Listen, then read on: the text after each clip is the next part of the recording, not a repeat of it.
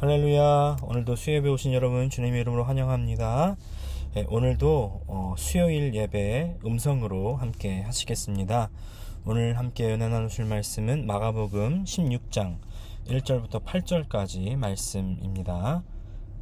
안식일이 지남에 막달라 마리아와 야고보의 어머니 마리아가 또 살로메가 가서 예수께 바르기 위하여 향품을 사다 두었다가 안식 후 첫날 매우 일찍이 해 돋을 때에 그 무덤으로 가며 서로 말하되 누가 우리를 위하여 무덤문에서 돌을 굴려주리요 하더니 눈을 들어본즉 벌써 돌이 굴려져 있는데 그 돌이 심히 크더라.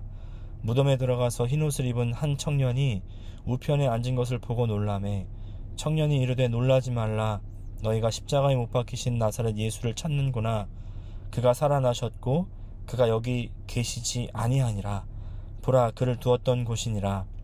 가서 그의 제자들과 베드로에게 이르기를 예수께서 너희보다 먼저 갈릴리로 가시나니 전에 너희에게 말씀하신 대로 너희가 거기서 배우리라 하라 하는지라.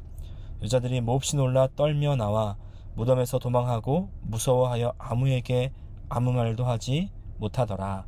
아멘.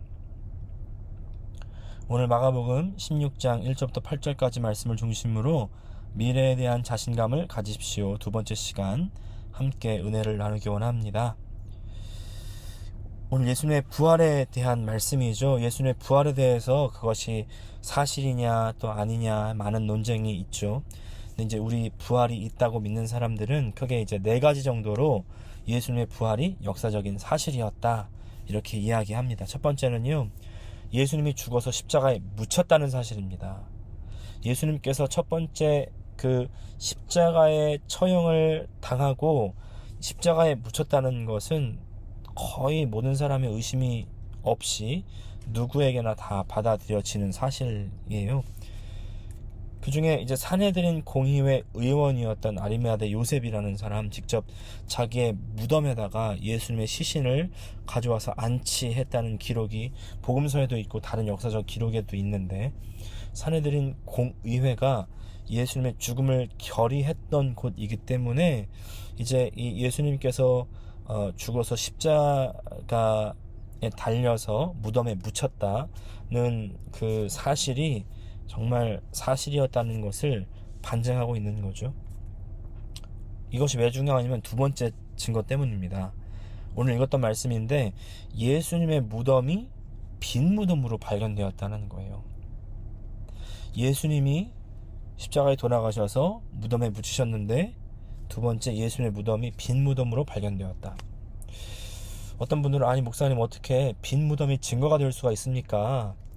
이에 대해서 이제 첫 번째는요, 성경의 기록, 특별히 이제 다른 네 사람이 쓴 이 사복음서가 모두 무덤이 비어 있음을 증언하고 있고, 또 초기 기독교 시대 다른 기록들 그리고 신앙 고백들 보면 모두 이 예수님의 무덤이 비어 있음을 지지하고 있습니다.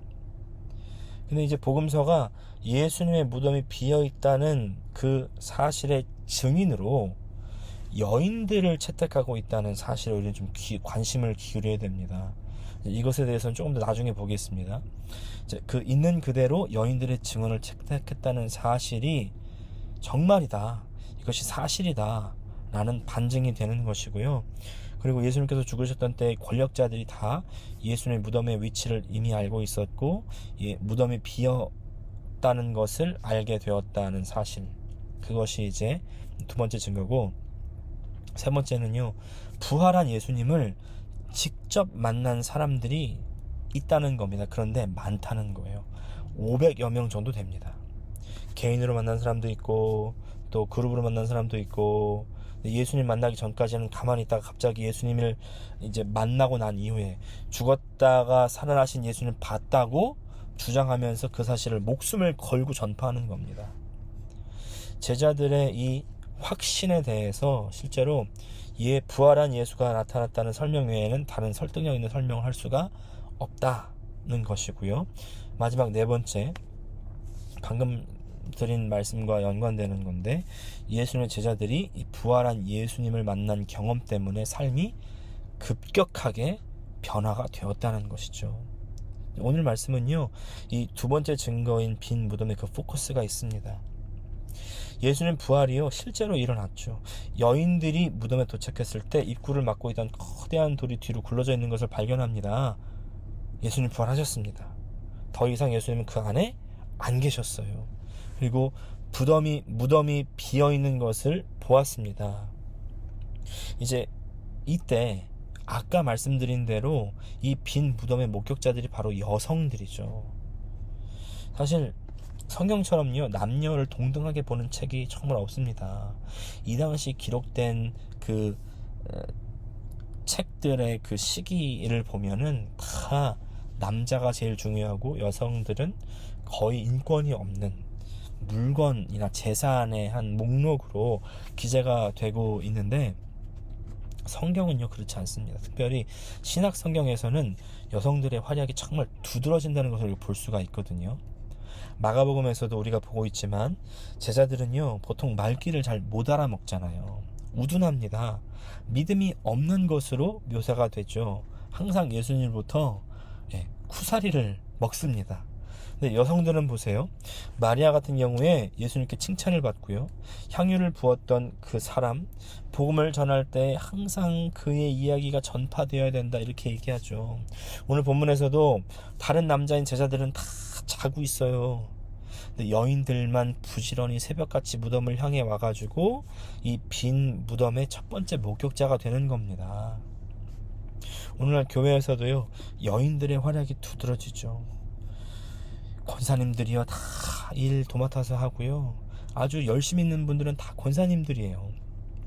아까도 말씀드렸지만 이 복음서에 기록된 부활의 첫 증인이 여인이었다. 너무 의미가 있는 겁니다. 왜냐하면 이 여인의 증언은요 그 당시에 신뢰할 수 없는 것으로 간주되었기 때문입니다. 아니, 아예 유대인 법정에서 여성의 증언 자체가 허용되지 않습니다. 그러나 예수님은 오히려 이들에게 먼저 보여주심으로 말미암아 이 교회, 이 하나님의 나라라는 새로운 공동체에서 여인이 얼마나 중요한가를 사실 확인시켜 주는 것이죠. 동시에 이제 이 여인이 첫 목격자라는 이 이야기는요 정말 중요한 것이, 초대교회가 만약 이 부활을 지어냈다면, 만들어낸 거라면 이것을 만들어낸 것이 아니라는 증거를 보여주기 위해서 아주 남자 증인도 좀 갖다 놓고 남자 제자들도 좀 끼워 넣어서 그렇게 증언을 만들었겠죠. 근데 그런 증거들을 전혀 만들지 않았다는 겁니다. 처음부터 만들어낸 것이라면 여인들로만 증인을 세우지 않았다는 거죠. 오히려 이것이요 부활을 조작하지 않았다는 증거가 되는 겁니다. 어느 누가 조작하는데 이렇게 어설픈 증거를 갖다 밀겠냐고요. 근데 사실 이 부활이요 오늘 많은 사람들이 그렇듯이 이 최초의 제자들에게조차 믿을 수 없는 일. 그래서 다른 제자들도요 이 예수님의 부활 소식을 들었을 때 부활하신 예수님을 직접 보기 전까지는 믿지 못했습니다. 이제 11절부터 계속 읽어보면 믿지 못해요.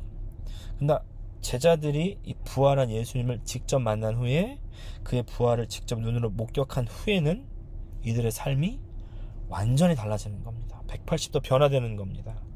아까 말씀드렸던 네 번째 증거죠. 그래서 이들의 삶이 그전까지는 두려워했었고 또 절망하고 있었고 앞이 캄캄했는데 이제 그 두려움에서 믿음으로 바뀌고요, 이제 아무것도 못하고 가만히 있다가 행동하는 신앙으로 바뀌고 또 절망이 희망으로 바뀌는 겁니다. 그 증거가 바로 이제 순교를 각오한 복음 전파라는 거죠. 제자들은 이 예수님의 부활로 인해서 더 이상 불안해하지 않고 두려워하지 않고 이제 새로운 미래, 확실한 미래를 향해서 나아갈 수가 있었다는 겁니다. 여기에 오늘 말씀에 방점이 있습니다. 우리도 마찬가지죠. 예수님의 부활로 인해서 우리들은 아주 확신을 가지고 미래를 맞이할 수가 있습니다. 여러분, 이 삶이 끝이 아닙니다. 무덤 그 너머에 생명이 있으세요. 예수님께서 죽은 자 가운데서 다시 살아나신 것 같이 너희도 그리스도 안에서 그와 함께 다시 살리심을 받으리라. 고린도전서는 이렇게 증언하잖아요. 뉴욕의 유명한 목회자인 팀 켈러 목사님은 이렇게 우리에게 묻습니다.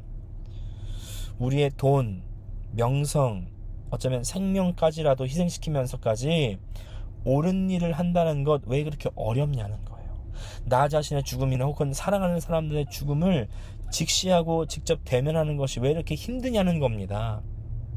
그런 질문에 이렇게 대답 스스로 하세요.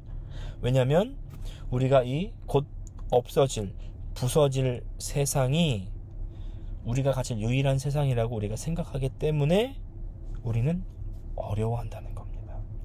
하지만 예수님이 부활하신다면 우리의 미래는 우리가 생각하는 것보다 훨씬 더 아름답고 훨씬 더 완전하고 훨씬 더 확실할 거라는 것이죠. 사랑하는 여러분, 예수님 살아 계십니다. 우리 예수님께서는요, 온 천하에 다니며 만민에게 복음을 전파할 때 우리와 함께 하십니다. 제자들처럼 우리도 나가가지고 온 세상에 좋은 소식을 전파하라는 그 사명을 받은 거예요. 복음 전파할 때 우리는 하나님의 능력이 함께 하심을 확신할 수가 있습니다. 이것이 오늘날 우리가 확신하고 기대해야 되는 거죠. 우리 앞에 닥친 미래 어떻게 될지 몰라요. 이제 팬데믹이 끝나갔지만 또 다른 팬데믹이 올 수도 있고요. 지금 우크라이나 워가 이제 another third world war가 될 수도 있잖아요. 그러나 그 미래를 두려워하지 말고 주님의 부활, 그리고 그 부활의 소식을 전할 때 다른 것은요, 하나님께서 다 책임져 주신다. 우리의 미래를 하나님께서 아름답게 만들어 주실 것이다 라는 겁니다. 할렐루야. 오늘 그 소망 가지고 우리 불안해하지 않는, 부활과 함께 사시는 저 여러분 되시기를 간절히 소망합니다. 기도합니다. 주님, 예수님의 부활에 감사합니다. 살아계신 주님, 또 우리와 함께 하신 주님, 그렇기 때문에 우리가 소망과 확신 가지고 미래를 맞이할 수 있습니다. 우리 두려워하지 않게 하여 주시고, 이 부활이 그 부활의 소식이 내 안에 항상 살아 움직이게 하여 주시고, 그래서 나로부터 흘러 나올 수 있게 하여 주시옵소서. 부활을 살아내는 우리가 되게 하여 주시옵소서. 예수님의 이름으로 기도합니다. 아멘.